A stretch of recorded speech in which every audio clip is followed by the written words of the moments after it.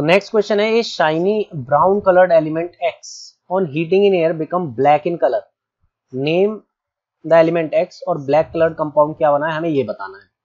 ठीक है, अगर इस तरह के क्वेश्चन अगर आपको करने हैं तो एनसीईआरटी की आपकी जितनी भी एक्टिविटीज हैं वो आपको अच्छे से आनी चाहिए। एक्टिविटीज अगर आप अच्छे से पढ़ेंगे तो आपको पता रहेगा, जो ये हमें यहाँ पर दे दिया है जैसे shiny brown coloured element x, तो ये हमारे पास क्या होता है, कॉपर होता है। कॉपर क्या है, एक रेडिश ब्राउन कलर का एलिमेंट है। ठीक है, रेडिश ब्राउन, रेडिश ब्राउन। ठीक है, तो जो ब्राउन कलर एलिमेंट है वो एक्स है, उसे हमने क्या करा है, एयर के साथ हीट करा है। एयर के साथ हीट करने पे क्या हुआ, ऑक्सीजन के साथ रिएक्ट करके इसने क्या बनाया, ऑक्सीजन के साथ रिएक्ट करेगा तो क्या करेगा, CuO बना लेगा, कॉपर ऑक्साइड, ऑक्साइड बनेगी यहाँ पर ऑक्सीजन के साथ। ठीक है, इसे बैलेंस कर लेंगे अब हम। ठीक है, यहाँ पे हम 2 लगा देते हैं, इधर भी 2 लगा देते हैं, तो ये हमारे पास क्या हो गया, रिएक्शन कंप्लीट हो गई। ठीक है, अब हम यहाँ पे बता सकते हैं आराम से, तो जो एक्स है वो तो कॉपर है, और जो ब्लैक कलर कंपाउंड बना है ये कैसा होगा, ब्लैक कलर का होगा।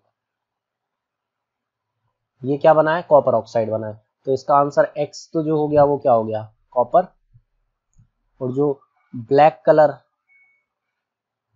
कंपाउंड है वो क्या है, कॉपर ऑक्साइड। नेक्स्ट क्वेश्चन है कि हमें पेंट हम क्यों अप्लाई करते हैं जो आयरन आर्टिकल्स होते हैं। ठीक है, तो आयरन एक मेटल है, मेटल का ऑक्सीडेशन होगा।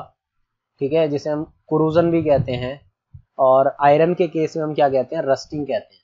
ठीक है, तो सिंपल आंसर तो यही है, टू प्रिवेंट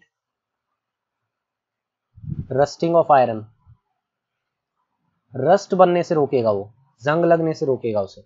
कैसे प्रिवेंट करेगा, और कि जो हमारा ये लेयर है, ये मेटल लेयर है, और अभी ये क्या है, एयर के कांटेक्ट में है, और एयर के कांटेक्ट में है तो मतलब इसके पास क्या क्या है, इसके पास एयर में ऑक्सीजन भी है प्लस वाटर भी है। ठीक है, तो हम कह सकते हैं क्या है, मॉइस्ट एयर। ठीक है, तो मॉइस्ट एयर के कांटेक्ट में है तो यहाँ पर क्या होगा, ऑक्सीडेशन होगा, ऑक्सीडेशन के साथ क्या बनेगा, यहाँ पर रस्ट बनेगा। कोरोजन के लिए दोनों चीजें चाहिए, ऑक्सीजन भी वाटर भी, मतलब मॉइस्ट एयर आपको चाहिए। ठीक है, तो रस्ट यहाँ पे बनेगा। अब आपने इसके ऊपर अप्लाई कर दिया पेंट, अगर आपने पेंट अप्लाई कर दिया तो जो मेटल है, मेटल जो है वो अब कांटेक्ट में नहीं है।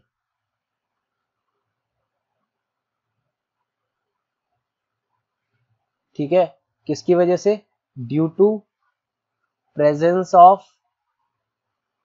लेयर ऑफ पेंट, पेंट की एक लेयर बन गई है उसके ऊपर, उस लेयर की वजह से क्या हो रहा है कि एयर के कांटेक्ट में नहीं आ रहा है मेटल, और उसके कांटेक्ट में नहीं आएगा तो ऑक्सीडेशन नहीं होगा, ऑक्सीडेशन नहीं होगा तो उसकी रस्टिंग भी नहीं होगी।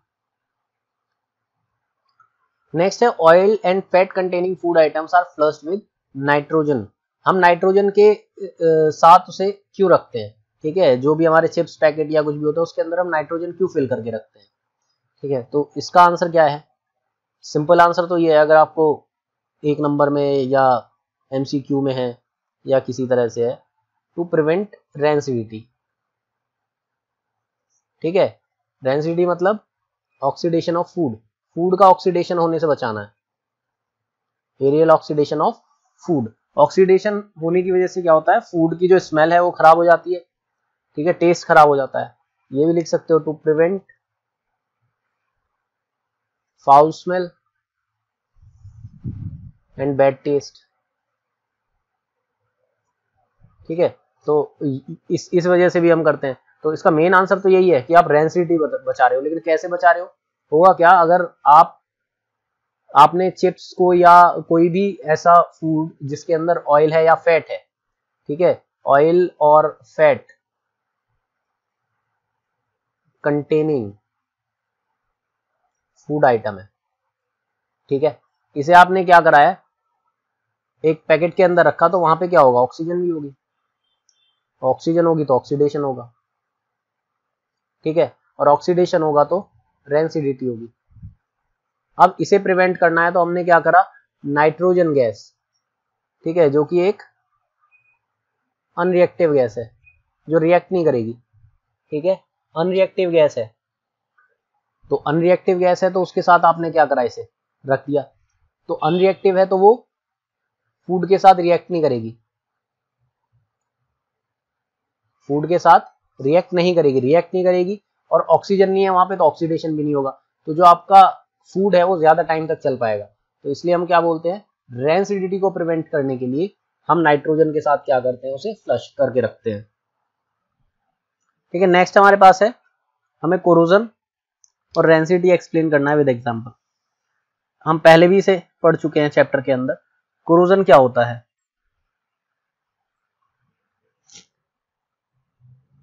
इसमें क्या होता है कि एक प्रोसेस है जिसमें मेटल रिएक्ट करता है, ठीक है ना, a process in which metal reacts with the substance present in atmosphere।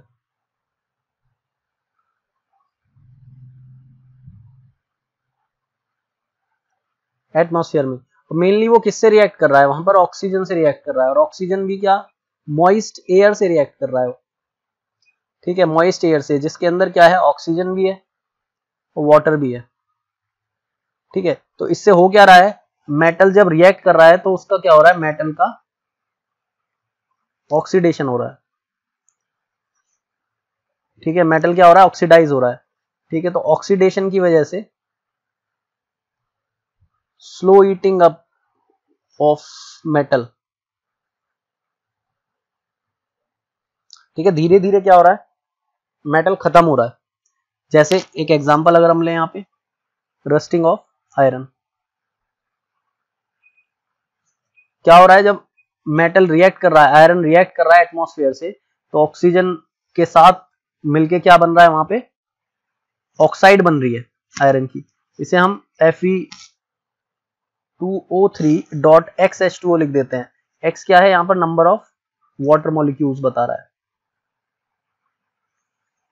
ठीक है, तो ये क्या बनाता है, इसे हम क्या बोलते हैं, रस्ट। ठीक है, और ये एक क्या होता है, पाउडर्ड फॉर्म में बनता है। तो जैसे जैसे ये बनता जाएगा, ऊपर से वो पाउडर नीचे गिरता जाता है और मेटल जो है वो खत्म होता चला जाता है।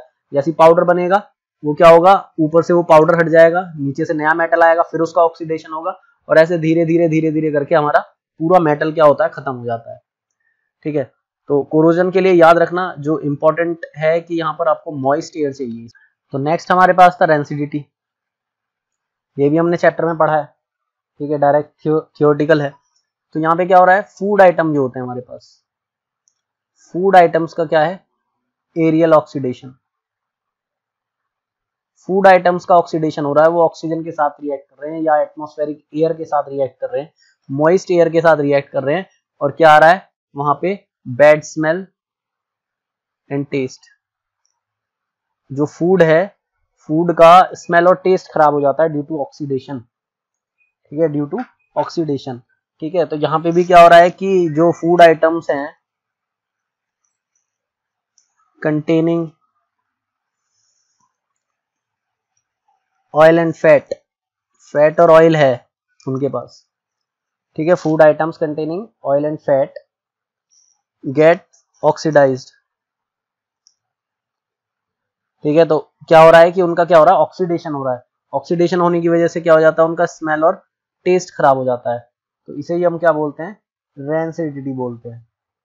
ठीक है, और रेंसिडिटी के प्रिवेंशन जो है हमने पढ़े हैं इन चैप्टर, वीडियो आपको मिल जाएगी उसकी चैनल के ऊपर।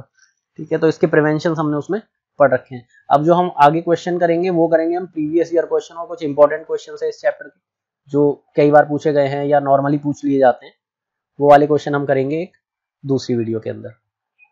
चलिए, तो हम अपना क्वेश्चन बैंक स्टार्ट करते हैं चैप्टर 1 का, केमिकल रिएक्शन एंड इक्वेशन। इसके ऊपर हम एनसीईआरटी क्वेश्चंस कर चुके हैं, चैप्टर की समरी कर चुके हैं।